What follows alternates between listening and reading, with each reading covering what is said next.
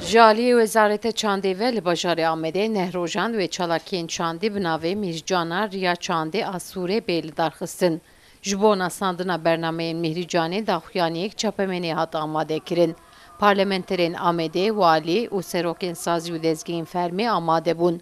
Di Mîrcanê de konsertên hunermendan, dîwana dengbêjan, çalakiyên firandina balonên Kapadokyayê, şano, lîstikên perdasîpî, lîstikên zarokan û her wekî din wê hebin.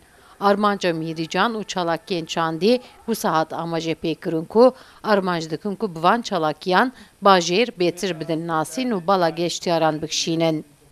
Diyarbakır'ın, Anadolu'nun ve yakın doğu coğrafyasının en eski yerleşim yeri.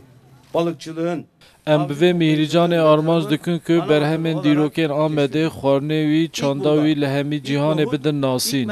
Bila geştyar bêtir serdana Amedê bikin. Ev yek wê ramanên nexweşên ser bajêr hene ji holê rake. Heman demî de xort û keçên me jî bi Mîrcanê demên xweş derbas bikin. Dokumacılık ilk burada başladı. İnsanlığın en önemli besini ekmek ilk bu topraklarda mayalandı. Etkinliğimizi şenlendirecek olan çok değerli yapımcılar. Mîrcan ve heştê heyva cotmehê dest pê bike û heta 16 cotmehê bidome. Di çalakiyên Çandê de pêşengeyên wêneya, nîşandana lêdana Erbanê li ser bircên Sûrê, guftgokên wêjeyî û pêşengehên xwarinên bajarê Amedê jî wê hebin. Aslında sanatçı sayılsın, yapımcısın. Yapımcı, yönetmen.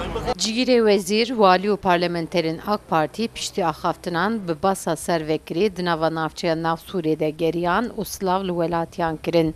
Çalakiyên Mîrcanê wê li taxên cur bi cur ên nava navçeya Nav Sûrê de wê pêk werin.